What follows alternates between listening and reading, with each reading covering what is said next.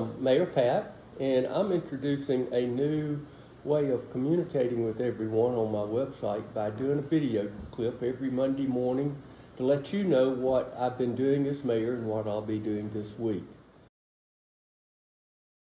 To attend the quarterly meeting of the Southwestern Regional Planning Commission.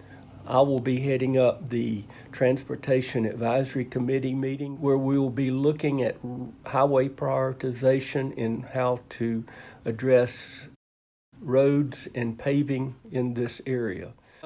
On site to bring you some information on Oak Street, where the contractors have started to put in the curb and gutter for the new sidewalk that will go all the way to First Street. This new sidewalk will continue all the way to First Street, and then the next leg will be First Street to connect with Main Street. This is just a part of our plans to extend more sidewalks throughout the city.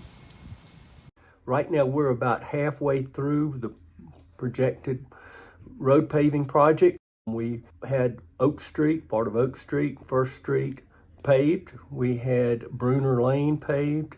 And I think that the contractor with good weather will be able to get to roads like Old Wall Hollow Road this week, and then some other smaller roads that we have scheduled for paving.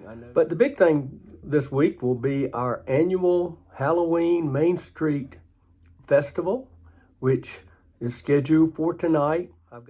The new sidewalk on Oak Street is now complete, and as you can see, it's being used by people already. This was one of our projects that we had scheduled for this year as part of our budget.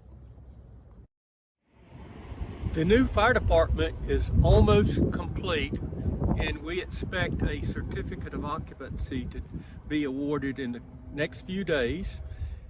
Let me give you an update on the Mirror Lake project. I've been working with Pat Gleason and the Mirror Lake Improvement Association to secure state funding to begin this process of restoring and dredging Mirror Lake. I've been very gratified that there have been a number of local organizations that have written letters of endorsement. I'll keep you updated.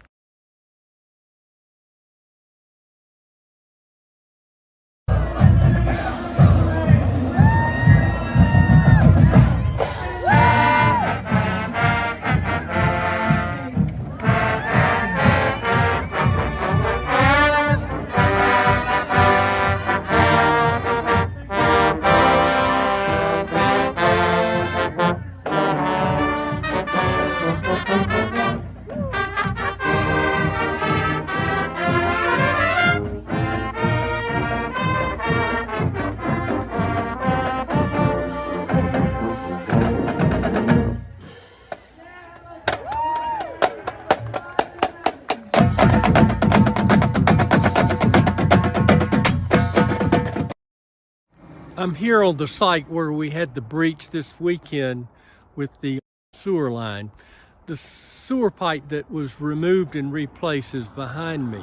It was installed around 1994, and it is ductile iron, which was the state-of-the-art piping for sewers at that time. The town will be taking actions to evaluate this situation in the coming weeks. We've also made sure that any of the sewage that did run into Mirror Lake has been mitigated and has no threat to our water supply whatsoever.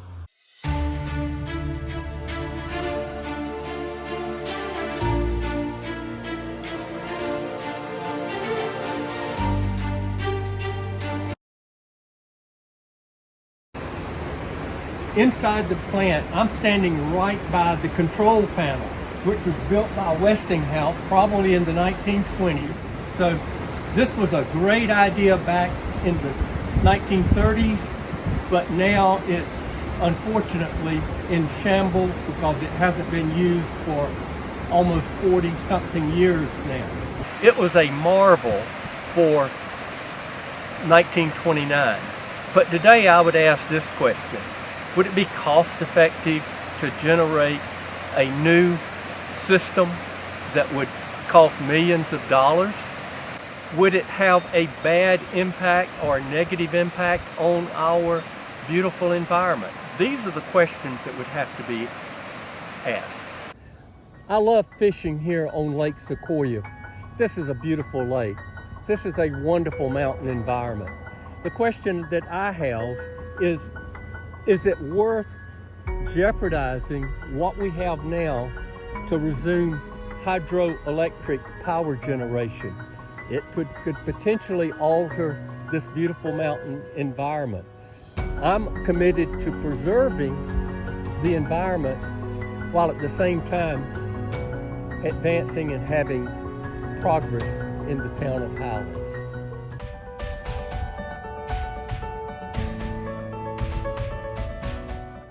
Hello, this is Mayor Pat with my weekly update. I'm here on location south and 28. And I want to make people aware that we need to be observing the traffic signals and stopping at stop signs.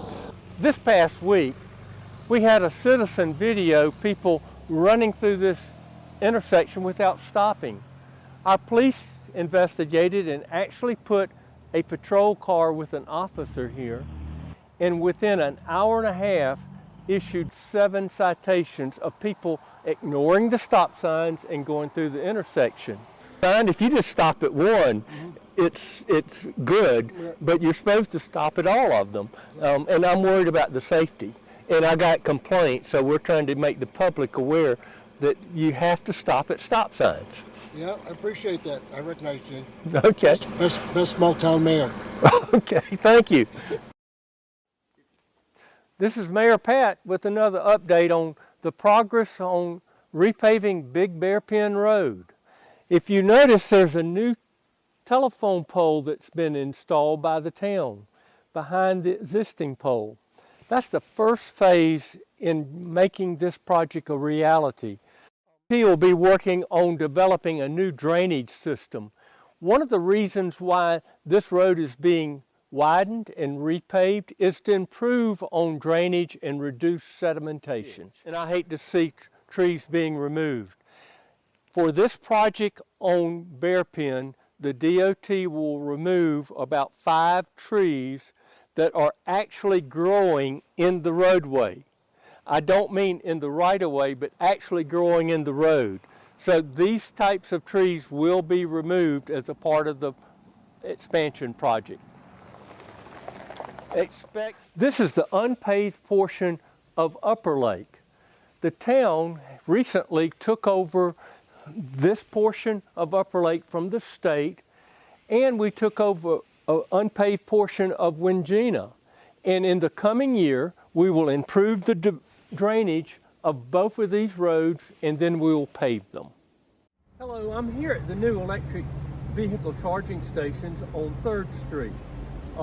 These stations are about to be activated. In the coming days, they will be ready for use. The town crews brought in the electricity for the charging, and it will be managed by the Highlands Chamber of Commerce and the Visitors Center. We have vehicle charging stations at the Chamber of Commerce Visitors Center on 1st Street, and also 2 sets of chargers on Oak Street.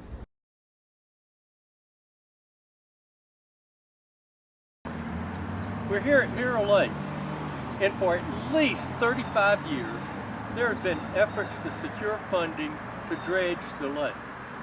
With the new state budget, there has been an appropriation of $5 million to make the dredging of Mirror Lake become a reality. In the coming weeks and months, the dredging will begin here.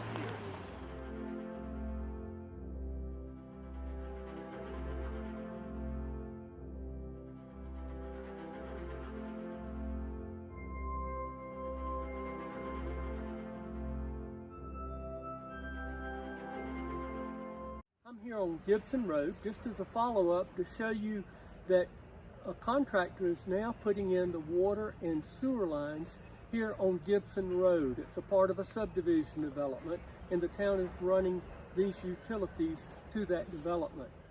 A lot of people have been talking about extending sewer lines throughout the community. I'm actually for that.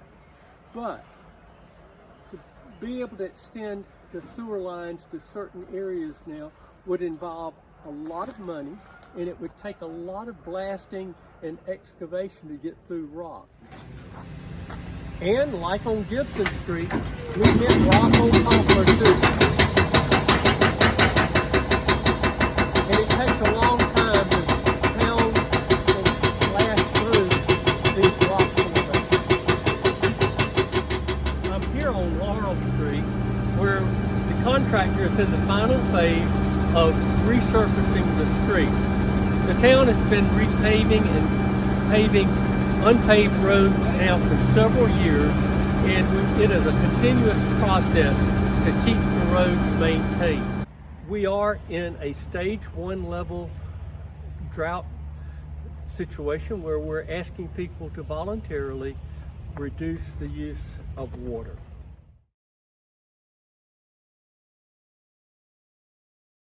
Hello, this is Mayor Pat. If you didn't take advantage of early voting over the last 2 weeks, I sure hope that all registered voters will come to the polls November the 7th. The polls will open at 6:30 and close at 7:30, and I really hope that we have a great voter turnout for this municipal election. This is Mayor Pat with a special Friday update. Now I'm standing here in the rain, and I know this sounds strange, but this is a wonderful day for Highlands. We need this rain desperately. But why I'm here today on Hicks Road, next to Miramont subdivision, is to give you a heads up that sometimes next week, trim crews from Duke Energy will be on the road. They will be trimming the trees that are next to their major transmission line that serves Highlands. So expect possible delays if you're traveling down Mirror Lake Road or Hicks Road while they do this critical work. I'm not standing in front of a war zone, nor am I standing in front of a natural disaster. I'm on site at Gibson Road, where Bryson Construction Company has been blasting to run a sewer and water line in this new development. It takes a lot of effort, a lot of equipment. They've encountered nothing but rock in this whole project, and it has taken a lot of time and effort to dig out the rock and put in the new sewer line. The superintendent for instruction for the state of North Carolina, Kathy Truitt, met with community leaders last Tuesday in Franklin and announced that the state was allocating $62 million for the new high school. The progress on reopening the Gorge Road.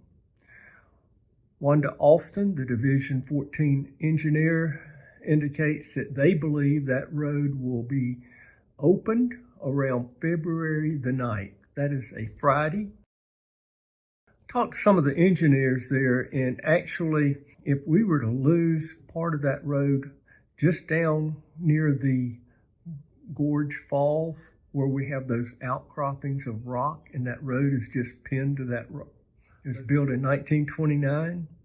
There's not much improvement that can be made to it, and they have to be very careful, even when they do maintenance, that they don't disturb the current structure of that highway, especially on those areas where it's basically attached and pinned to the mountain. Now, the budget this year is going to be kind of shocking to some people. Normally, we have a budget of around $28, $29, $30 million, and that's all inclusive. That's all the money we have to collect, use to operate the town, including things like operating the water and sewer system, the road department, the police department, and of course, the electrical department. So we have a big operating budget. And this year, it could be as high as $45 million. I haven't gotten the final figure yet, but it's going to be pretty robust. And I want to say the reason it's going to be so big is that we've gotten a lot of state grants this past year. We'll also be having to reflect some of the money that we've taken out of our reserve fund to address things like upgrading the electrical grid. A lot can happen in just a few months. We're here on Gibson Road where Bryson's construction company was blasting and digging and trying to put in the new water and sewer system on this road during the winter. Now it's complete, and the only thing that remains to be done later in the year is the paving of Gibson Road. We're here on Big Bear Pen Road. Airwood Construction is making very good progress in cutting back the side of the road to make the new road wider. And we anticipate the completion of the road sometimes in late summer. I'm here at the community center where improvements are being made to the facility.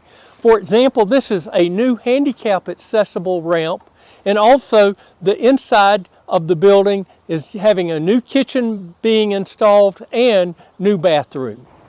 We're here on Little Bear Pen. I want to give you an update on the stabilization project. The company that's doing this project is about to complete the work. What you see here is a metal wall, which will be the foundation for a concrete mix that will be poured on the side of the wall to add stability to the road. This is the time of sidewalk repair in Highlands, and you will see a lot of these types of improvements throughout the town during this month. Standing by a utility pole. This summer we are replacing about 42 small utility poles with much taller poles. This will enable us to improve the electric grid by carrying a heavier load. We're here on 2nd Street, and this is a new drainage system under the road. At one time we were planning on spending about $500,000 on a concrete culvert, but our town engineer came up with this new system, which is much less but does the job just as well. I'm standing here at the future home of the ABC store, the old fire department.